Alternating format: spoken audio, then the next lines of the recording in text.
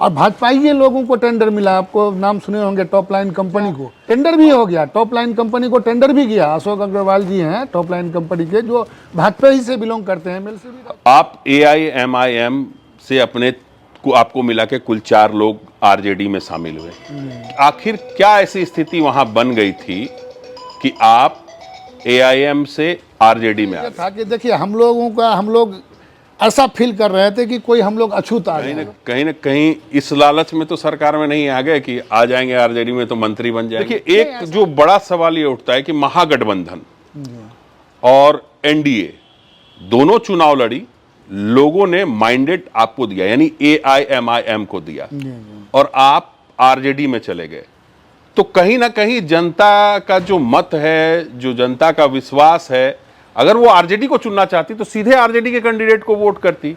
उसने AIMIM पर भरोसा जताया। तो आपको नहीं लगता है कि आपने उनके भरोसे को तोड़ा है? अब अछूत नहीं ना है, पहले अछूत महसूस कर रहे थे AIMIM में, RJD माने के बाद सेकुलर हो गए हैं हम लोग। मतलब AIMIM में सेकुलर नहीं थे आप? सेकुलर नहीं थे हम लोग, तो हम तो सेकुलर थे। 2025 के विधानसभा चुनाव में आप RJD की टिकट से लड़ेंगे? जी जी। तो सामने होंगे AIMIM के कैंडिडेट? जी होंगे। तो आपको लगता है कि थोड़ी असहज स्थिति हो जाएगी? नहीं होगी। अख्तरुल इमाम साहब से आपकी बात होती है? जी होती है। कैसे संबंध है? अभी तो संबंध ठीक है। पहले खराब थे? नहीं, बीच में जब हम लोग अलग हो गए तो कुछ खराब रहे, लेकिन अभी बातचीत होती है, मुलाकात होती है। उस वक्त अख्तरुल इमाम साहब ने कहा था 4 का बदला 40 से लेंगे। जी जी। तो इस बार आपको लगता है कि आपकी पुरानी पार्टी ही आपको हराने में अहम भूमिका निभाएगी?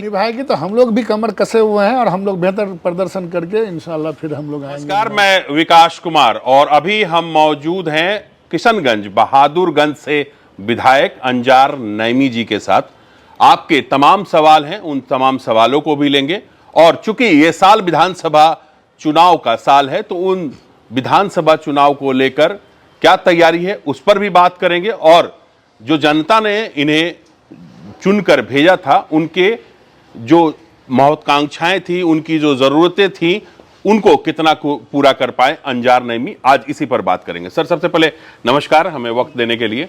नमस्कार, आपके व्यूअर्स का धन्यवाद। सबसे पहला सवाल सर कि आपको बहादुरगंज की जनता ने चुनकर भेजा विधानसभा, उनकी जो इच्छाएं थी, उनकी जो जरूरतें थी, उन पर कितना खड़ा उतर पाए आप? जो हमारे इलाके का बहुत ही महत्वाकांक्षी योजना था उसके लिए हम विधानसभा में बराबर क्वेश्चन करते रहे। तो बहुत सारी योजनाओं पर काम भी हुआ, बहुत सारी योजनाएं अभी लंबित भी है, बहुत सारी योजना अभी प्रोसेस में है। तो उम्मीद है कि बहुत सारी योजनाओं हम लोग जितना हमने वादा किया था, मैक्सिमम जो काम था, जो बड़े बड़े काम थे, उन कामों को मैंने किया है। अच्छा, तो बहादुरगंज जो है एक बहुत बिहार का सबसे आखिरी किनारा जो है वहाँ का से सटा हुआ है, नेपाल बॉर्डर से सटा हुआ है। तो वहाँ पर जो चुनौतियाँ हैं विकास को लेकर, वो किस तरह की चुनौतियाँ हैं और उन चुनौतियों से निपटने के लिए आपने इन 5 सालों में क्या किया? देखिए, हम लोगों का तो प्रयास रहा कि एक एक मुद्दे को अपने सदन में उठाने का प्रयास किया है, लेकिन जो सरकार का जो एक ये होना चाहिए कि एक सुदूर देहात में या एक सीमावर्ती क्षेत्र में जो होना चाहिए था, उस हिसाब से सरकार ने उस इलाके के लिए नहीं किया। वहाँ सबसे बड़ी समस्या है पलायन का। हर परिवार से आपको देखने में मिलेगा कि हर परिवार से 1-2 जवान बाहर में नौकरी करता है या बाहर में मेहनत मजदूरी करके अपना घर चलाता है। अगर लोग पलायन नहीं करें तो वहाँ लोगों का जीवन यापन मुश्किल हो जाएगा। और बहुत सारी ऐसी समस्याएं हैं, जैसे वहाँ एग्रीकल्चर से समस्याएं हैं, जैसे आपका खेती में जो सही समय पर खाद उपलब्ध होना चाहिए वो नहीं हो रहा है। चूँकि वहाँ के लोग बहुत मेहनती हैं, अपने मेहनत के बल पर अपना खेती करके या अपना रोजी रोटी मतलब का उपाय करते हैं, लेकिन वहाँ खाद का भी जो बहुत बड़ी समस्या, हम लोगों ने विधानसभा में इस संबंध में क्वेश्चन भी किया था, लेकिन जवाब वही आता है, लेकिन होता कुछ नहीं है। लेकिन आज भी लोग वहाँ बंगाल चूँकि सटा हुआ राज्य है, तो वहाँ से आज भी खाद स्मगल करके लोग लेके आते हैं और यहाँ ऊंची दामों पर बेचते हैं। जो खाद 266 रुपये में मिलना था यूरिया का बैग, वो आज आपको वहाँ 450-500 रुपये में मिलता है। लोगों को मजबूरी है, लेना पड़ रहा है। हम लोग बार बार जिला प्रशासन से या जिला कृषि पदाधिकारी से इस बात को हम लोग रखते हैं, लेकिन वो लोग भी असहाय लगते हैं कि भाई हम लोग सरकार से मांग करते हैं जिस हिसाब से, जैसे अभी बताया हमको कि 37,000 मेट्रिक टन का डिमांड था किशनगंज को, लेकिन उसका 16,000 मेट्रिक टन ही मिला। तो जाहिर सी बात है कि उतना को पूरा करने के लिए कहीं ना कहीं से तो लोग लेके आते हैं और उसका बहुत ऊंची कीमत दे करके, जिससे खेती में उनको उस हिसाब से लाभ नहीं मिल पाता है। नहीं, लेकिन नीतीश जी तो कहते हैं कि बम्पर विकास हुआ है, किसान समृद्ध हुए हैं, महिलाएं समृद्ध हुई हैं, तो आप तो बिल्कुल उलट कह रहे हैं उसको। ये देखिए, नीतीश जी का है कि कुछ खास जिलों को, कुछ खास क्षेत्रों का ही विकास कर रहे हैं। ये सीमांचल में आपको हम बता देते हैं कि बहादुरगंज टेढ़ागाछ रोड आप अगर चलिएगा तो नरकीय जीवन जीने पर मजबूर हैं लोग। ये स्थिति है कि एक बार अगर बहादुर 28 किलोमीटर का सड़क है और मुख्य सड़क है हमारे क्षेत्र का, विधानसभा का, अगर उस सड़क पर आप एक बार अगर चल के आ जाइएगा तो आपको मन नहीं करेगा कि कोई दूसरा काम आप करें, ये स्थिति है। लेकिन वो टेंडर होने का 1 साल हो गया और भाजपाई लोगों को टेंडर मिला, आपको नाम सुने होंगे टॉप लाइन कंपनी को, और मंत्री को क्या चाहिए नहीं चाहिए, जिस वजह से फिर उसको रिटेंडर कर दिया। और मतलब रोड में 4 फीट 5 फीट का गड्ढा है, रोड है ही नहीं सिरे से। ये स्थिति है रोड का कि लोग, मुख्य सड़क है वो, समझिए वो लाइफ लाइन है बहादुरगंज विधानसभा का, लेकिन वो सड़क नहीं हो पा रहा। ये स्थिति है हमारे वहाँ का। लेकिन वो सड़क नहीं हो पा रही है तो इसका ठीकरा आप सरकार पे फोड़ रहे हैं। नहीं, टेंडर भी हो गया, हमने विधानसभा में क्वेश्चन किया, सरकार संज्ञान में लिया, स्वीकृत किया, टेंडर भी हो गया। टॉप लाइन कंपनी को टेंडर भी किया। अशोक अग्रवाल जी हैं टॉप लाइन कंपनी के, जो भाजपा ही से बिलोंग करते हैं, एमएलसी भी रह चुके हैं। लेकिन अब पता नहीं, जब उनसे बात करते हैं या उनके लोगों से बात करते हैं तो वो फिर सरकार पर ही, मंत्री पर ही ठिकरा फोड़ते हैं कि कुछ। अब वो बात मैं खुल के कह नहीं सकता कि जिस कारण से वो फिर रिटेंडर कर दिए हैं, क्योंकि वो कैंसिल नहीं कर सकते हैं, क्योंकि जितने पदाधिकारी थे या जो मतलब अपर मुख्य सचिव लोग थे उसको वो इस ढंग से वो कर दिए हैं कि उसको वो कैंसिल नहीं कर सकते। कैंसिल नहीं किए लेकिन रिटेंडर के लिए लिख दिए हैं, तो ठेकेदार अभी कोर्ट गया हुआ है। तो ये स्थिति है सरकार का भ्रष्टाचार का। तो अब क्या बताएं आपको। रोहतास दिनारा से विधायक है विजय कुमार मंडल, उन्होंने कहा कि 5 लोग मिलकर सरकार चला रहे हैं। सही बात है, ये भी बात सही है। कौन कौन है 5 लोग? 5 लोग हैं जो हमारे क्या कहते हैं, मतलब जो पदाधिकारी लोग हैं, अपर मुख्य सचिव लोग हैं, वही 5-6 आदमी मिलकर चला रहे हैं पूरे राज्य को। नीतीश जी नहीं चला रहे हैं। स्थिति तो वही लग रहा है, क्योंकि हम लोग नीतीश जी को शिकायत करते हैं या कोई कंप्लेन करते हैं, उस पर कार्रवाई हो तब तो जाने कि नहीं नीतीश जी चला रहे हैं। कहीं कोई कंप्लेन नहीं होता, भ्रष्टाचार चरम पर है। आप प्रखंड में चले जाइए, अंचल में चले जाइए, कहीं ऐसी जगह नहीं है कि बगैर पैसा दिए आपका कोई काम होगा। एक आय प्रमाण पत्र बनाने के लिए भी आपको पैसा चाहिए, 500 रुपया दीजिएगा तब आय प्रमाण पत्र बनेगा आपका। कोई भी जमाबंदी के लिए सरकार नए नए कानून लगाती है, लेकिन फिर भी इनके सीओ नहीं सुनते हैं, इनके सीओ सिरे से खारिज कर देते हैं या रिजेक्ट कर देते हैं। ये स्थिति है। रिजेक्ट करने के बाद एक गरीब आदमी 2-3 डिसमिल अगर ज़मीन खरीदता है, वो रिजेक्ट करने के बाद उसको अगर डीसीएलआर के यहाँ जाता है अपील करने के लिए तो 10,000-15,000 रुपये का खर्च आता है। कहाँ से वन करेगा? वो नहीं हो पा रहा है। मतलब कुछ ऐसा त्रुटि है कि जो सरकार ही चाह रही है शायद कि ऐसा होते रहे। अगर हम समझते हैं सरकार अगर इस बात को अगर संज्ञान में ले ले, एक दिन में ये मामला ख़त्म हो जाएगा। हम समझते हैं कोई सीओ, जब हम लोग शिकायत करते हैं तो ये कर दिए हैं, वो कर दिए हैं, ऐसा कर दिए हैं। दलालों का तो भरमार है, दलालों को लेके काम करते हैं सारे पदाधिकारी। तो ये जो 5 लोग हैं, इनके बारे में शिकायत की थी आपने मुख्यमंत्री से?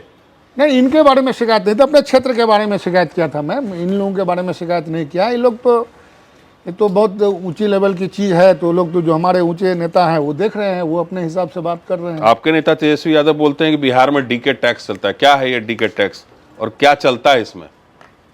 इसका तो जानकारी हमारे नेता ही बताएंगे, मुझे तो नहीं है जानकारी इसका। डीके टैक्स के बारे में जानते हैं आप? डीके टैक्स के बारे में जानते हैं जो तेजस्वी जी? इसका तो जानकारी नहीं है मुझे। नहीं है? नहीं है। अच्छा, ये बताइए कि नीतीश कुमार कहते हैं कि महिलाओं का बहुत विकास किया। पहले महिलाएं क्या थी, घर से निकलती थी और अब निकल रही हैं।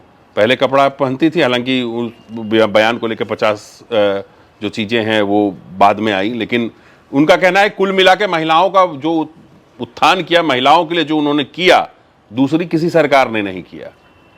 नहीं, ठीक है, इनके राज्य में कुछ बेहतर हुआ है। महिलाओं का जो शिक्षा का जो स्तर है बढ़ा है पहले के बनिस्बत, अगर आप देखिएगा। क्योंकि पहले बिहार, लेकिन आज के डेट में भी लास्ट पायदान पे है बिहार। आप आय के मामले में ले लीजिए या शिक्षा के मामले में ले लीजिए, तो हम समझते हैं कि जितने राज्य हैं सबके लास्ट पायदान पे आज भी बिहार है।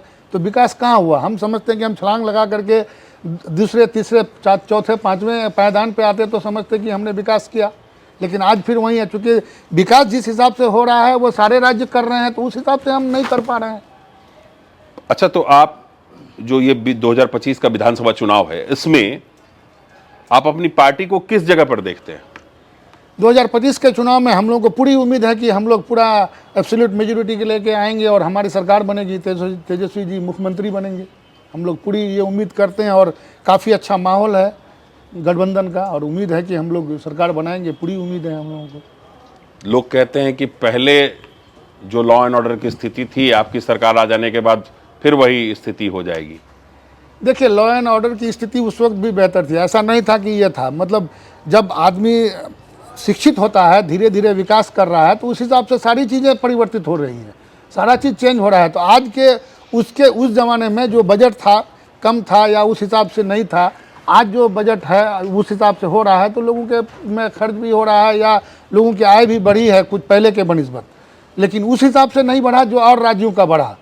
तो जाहिर सी बात है कि लॉ एंड ऑर्डर का मामला है, तो पहले भी बीच में तो 17 महीने की सरकार थी तेजस्वी जी का, आज भी मर्डर हो रहा है, हत्या हो रहा है, आपको गिना देंगे ऐसे सैकड़ों में से मामले हैं, डेली हो रहा है। तो ये तो पहले भी हो रहा था और आज भी हो रहा है।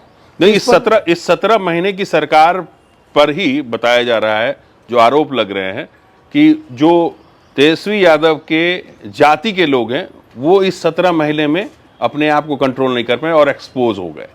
तो अगर आपको 5 साल मौका मिलेगा तो क्या बिहार का जो लॉ एंड ऑर्डर है वो कायम रहेगा?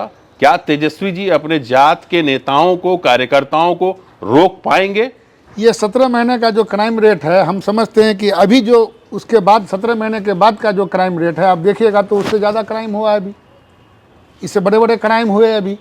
तो आप कहाँ देख रहे हैं? आप तो पीछे का अगर रिकॉर्ड देखिए 17 महीने का, तो हम नहीं समझते हैं कि उससे ज़्यादा जब क्राइम हुआ तो ये जंगल राज तो इसको कहना चाहिए। नहीं, तो ये तो सरकार अच्छी है ना कि क्राइम रिपोर्ट हो रहे हैं। आप सरकार में थे तो क्राइम रिपोर्ट नहीं होने देते थे, ये आरोप है। नहीं, ऐसा नहीं था, पहले भी रिपोर्ट हो रहा था, ऐसा नहीं था, पहले भी था, आज भी हो रहा है। लेकिन क्राइम उस वक्त भी हो रहा था, आज भी हो रहा है।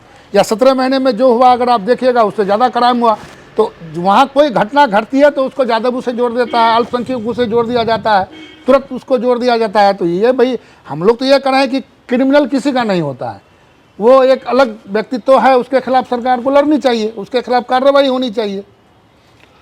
आप AIMIM से आपको मिला के कुल 4 लोग RJD में शामिल हुए। आखिर क्या ऐसी स्थिति वहां बन गई थी कि आप AIM से RJD में आ गए?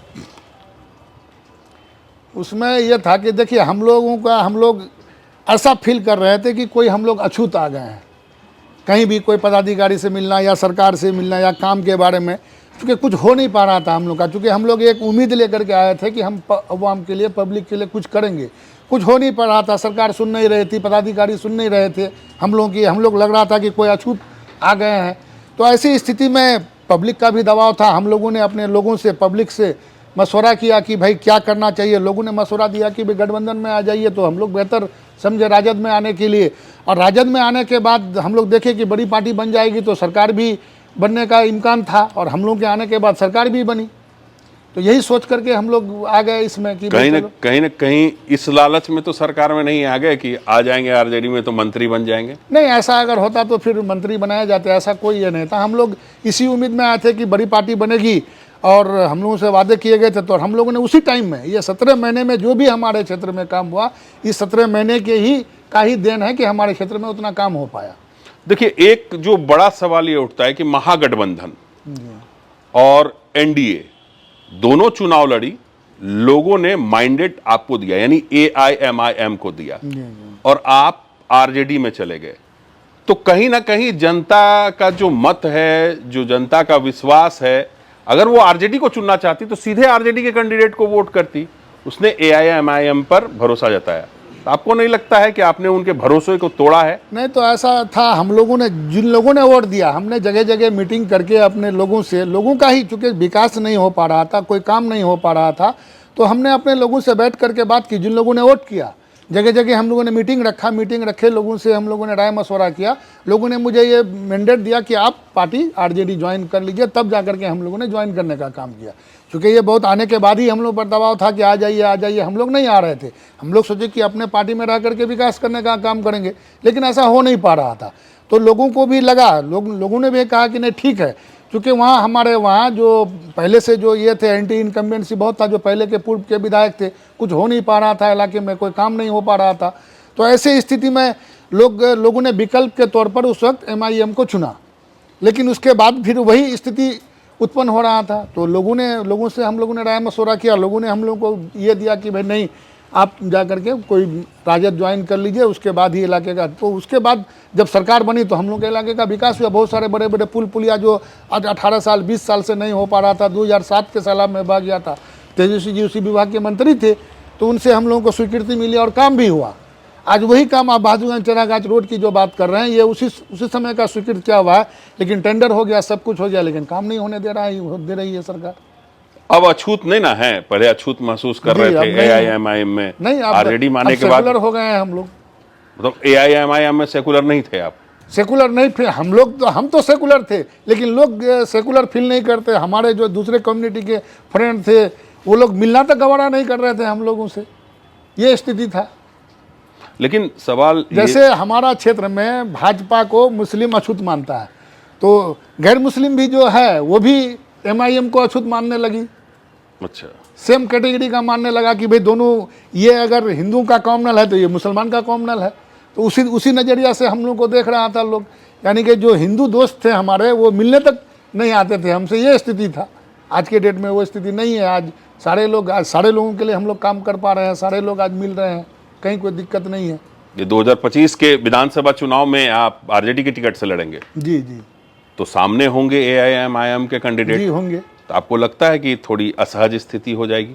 नहीं होगी, क्योंकि लोगों का जो ये है तो काफ़ी समर्थन है मेरे प्रति, और हम समझते हैं कि पिछले बार से भी बेहतर प्रदर्शन रहेगा इस बार का। यानी आप नकार रहे हैं जातिगत धर्म आधारित वोट पर?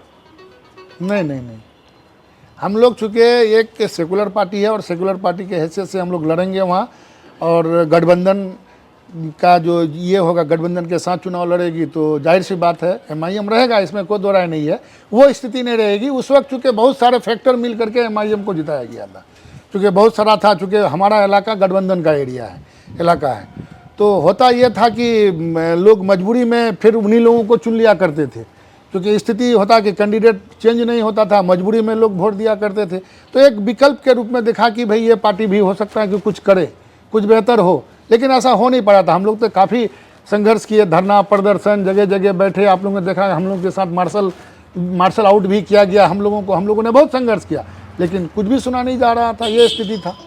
अच्छा, तो अभी जो चुनाव होगा उसमें AIMIM अपने आपके तमाम सीटों पर जो है वो कैंडिडेट खड़ा करेगी जी। तो अब सवाल ये है कि AIMIM तो एक चुनौती है ही, प्लस तो है।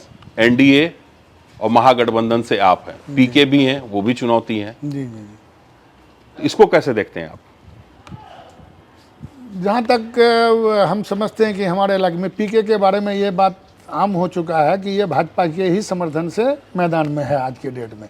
जिस हिसाब से इनका खर्च हो रहा है, जिस हिसाब से मैनेजमेंट है इनका, तो ये जग जाहिर है, ये सबको लग रहा है कि ये इनका जो ये है कि भाई हम मुसलमानों को ज़्यादा टिकट देंगे, ये करेंगे, एक प्रलोभन दे रहे हैं। तो ऐसा हमारे इलाके के लिए ऐसा नहीं है, और हम समझते हैं कि इनको सिरे से खारिज कर देगा। MIM है, MIM के कुछ लोग हैं जो कट्टरपंथी लोग हैं, वो कोशिश करेंगे, लेकिन मेरे प्रति समर्थन है और बहुत बेहतर स्थिति रहेगा। अख्तरुल इमाम साहब से आपकी बात होती है? जी होती है। कैसे संबंध है? अभी तो संबंध ठीक है, पहले खराब थे? नहीं, बीच में जब हम लोग अलग हो गए तो कुछ खराब रहे, लेकिन अभी बातचीत होती है, मुलाकात होती है। उस वक्त अख्तरुल इमाम साहब ने कहा था 4 का बदला 40 से लेंगे। जी। तो इस बार आपको लगता है कि आपकी पुरानी पार्टी ही आपको हराने में अहम भूमिका निभाएगी? तो हम लोग भी कमर कसे हुए हैं, और हम लोग बेहतर प्रदर्शन करके इंशाल्लाह फिर हम लोग आएंगे विधानसभा। आप अपने विधानसभा क्षेत्र के लोगों को क्या मैसेज देना चाहते हैं हमारे मार्फत?